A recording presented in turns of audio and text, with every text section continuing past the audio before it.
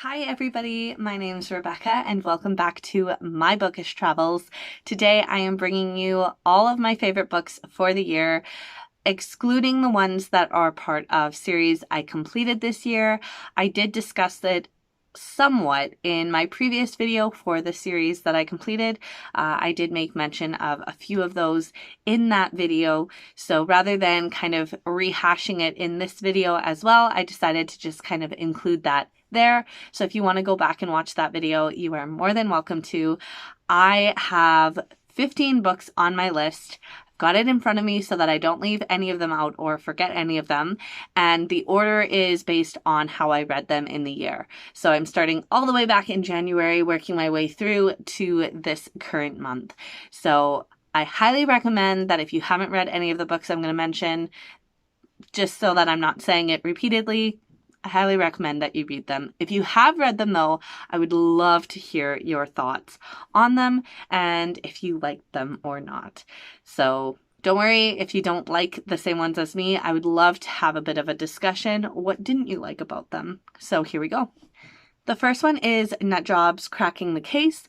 I found this so interesting because I did not know about this nut heist and I found it very intriguing. I think my mom and I listened to the entire audiobook on New Year's Day, so very fond memories, but both of us were very hooked and wanted to know all the details because we'd never heard of it before. So if you guys didn't know that there is a nut heist with nuts, literal nuts being stolen, go and check out this audiobook on Audible. Number 2 is The Hidden Princess. This was such a unique, original retelling that I can't not include it. I had so much that I wanted to discuss about it. I actually filmed a book review of it, so I will link in the description box below that video. If you want to go back and watch it, you can. I am so excited to read on in the series. As I said, very unique take on a retelling. This one is a retelling of Cinderella, and I cannot wait to get more of this world. Number 3 is In the Shadow of Blackbirds. This was definitely a book that gave me somewhat Miss Peregrine's Home for Peculiar Children vibe in the fact that there are some pictures involved, but this story takes place during the war and a lot to do with spirit photography, which I didn't know was a thing during that time. And there's just such a heartbreaking story that takes place in this book. It is a standalone and it is by far the first one in the year that I just did not want to put down. I just wanted to continue reading it and I never wanted it to end. And I just felt so destroyed by the end of it, but so vindicated as well. One that I've not heard a lot of people talking about, and I'm not sure why. It definitely was very high on my list of BookTube Award books. Number 4 is The Princess Game. This is another retelling in a way, and it's about these murders taking place in this high school, and all of these girls are getting murdered like they are the princesses in fairy tales. So creepy, so weird. It's all done in like almost a script form. I could imagine this book being taken directly as it is and put directly on stage. I could just see it so vividly and clearly in my head, and it was such a shocking read. I was not expecting that from Soman Chainani. I feel like I should have, though, as the author of The School for Good and Evil, kind of likes to kind of delve on that fence very, very, very finely on that fence of, do I like it? Do I not? Did this work? Did it not? I was flabbergasted by the end of it. I would read probably an entire full-length novel of this book. And again, I did do a video for this one as well as the next one I'm going to mention, so I'll link that in the description box below. Obviously, number 5 is Secondhand Curses. This is another fairy tale retelling and just wild. I loved the narration. I loved that Audible did such an amazing job on producing it. They really brought their A game with everything involved in it. And Secondhand Curses follows our 3 main characters. We have Marie. I remember Marie's name, Jack. and Frank. There we go. I've got the names. Marie, Jack, and Frank. And oh my word, this story. If you have not taken the time to listen to this audiobook, you are missing out. I'm not even going to lie. You are missing out. It is a little bit darker. It does delve into a little bit more on the side that you're not fully expecting to see, but oh my word, guys, take the time, go and listen to it. You will not regret. Obviously, I have to mention a Stephanie Plum series novel because the series is going to probably take me forever to read through, but that is okay.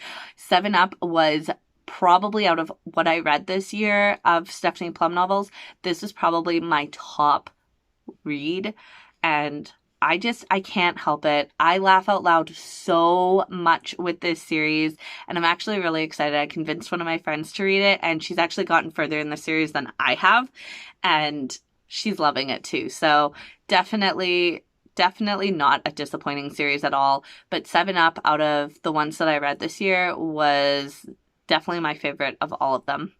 Number 7 is Cheshire Crossing. If you guys haven't heard of this, it is a retelling of sorts. It's a graphic novel. Sarah Anderson did the artwork, and Andy Weir had kind of the story himself, and it follows 3 characters who have had some delving into the magical realm. We have Dorothy, we have Wendy, and who is the third girl? Why am I blanking?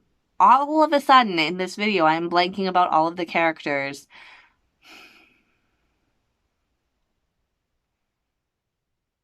I don't know. The third girl as well. But all of them have dealings in the magical realm. They end up getting asked to come to Cheshire Crossing, which is a school, and they kind of meet, and they've got all of these different things going on, and it just was so amazing. I would love to see more in this story, but so far it is just a standalone, and I believe that is what it is intended to remain as. Very well done. Number 8 is The Rage of Dragons. If you guys have not heard of this novel, it is by far the most unique fantasy I have read in a long time. This was a recommendation, and I am so glad that it was a pick for the book club I'm a part of, because it was what an amazing ride. There's a lot of things that you're like, oh my goodness, I need more of this. By the time I finished the story, I just automatically, I had to buy the next one. Haven't read it yet. Definitely want to. I believe I posted a video about this as well, so I'll link that in the description box below as well. There's a lot of these that were just like top-notch reads. If you guys are looking for an original fantasy where I'm pretty positive all of the characters are of African American descent, then this is the fantasy novel you will want to pick up. I feel like nothing else is going to like meet that level that it hit, and I'm excited to see where the story delves off from here. Number 9 is The Murderer's Son. This was not what I expected it to be. I got this, I believe it was a freebie on Audible, and originally I wasn't going to get it, but I'm like, you know what? Always give a try for the ones that you're not too sure of, because sometimes they can surprise you. This one definitely surprised me. My mom and I, anytime we listen to one of the Jackman and Evans novels, literally jaw drop. So many turns. I feel like sometimes my head hasn't fully grasped all of the information before we move on to the next thing. But we literally listen straight through.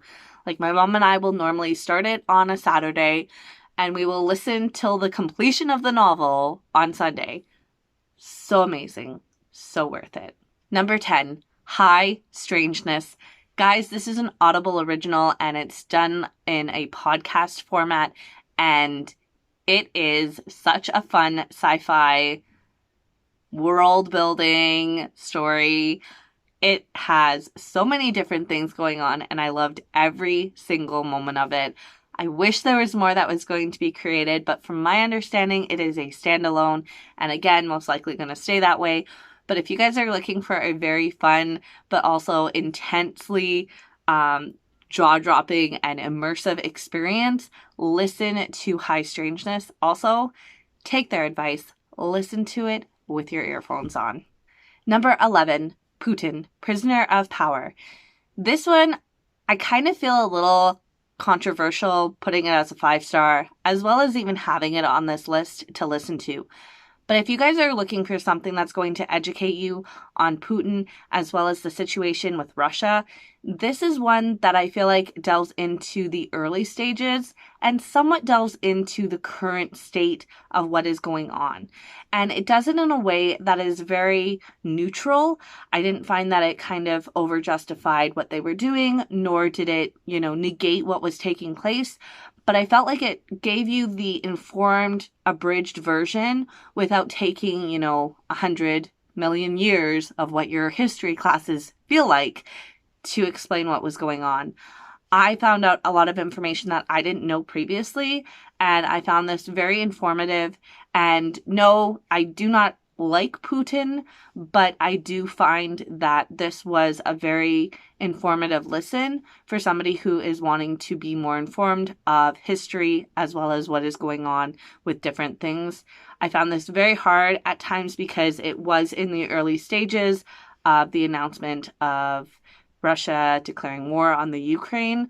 So it was very hard for me to listen to at times, but I feel like it was also an informative one because it made it that I could actually hold a little bit more of a conversation with those that did want to converse with regards to Putin, Russia, the Ukraine, and whatnot. I still need to do a lot more research. I am not a master just from listening to this, but I did find that it had a lot of really good information and it had a very neutral way of presenting that to the listener. Number 12, Through My Window. This one I really enjoyed. I listened to it after I watched the movie, and I actually really loved this audio version of it. I don't know if they're going to be translating the other ones into English and doing audible versions of them as well, but I really enjoyed getting to see the world building and kind of the situation that came about. After watching the movie, I feel like listening to the book was actually a better experience than if I'd listened to it first, which is kind of strange because normally I like to do books before movies. But anyway, if you guys are a person who likes the movie, I highly recommend take a chance to go and read or listen to the book. Number 13, Shadow and Bone. I cannot believe it took me so long to finally pick this book up and read it, but all I have to say is past Rebecca was an idiot for not doing it. I am so happy that I picked it up and that I read it.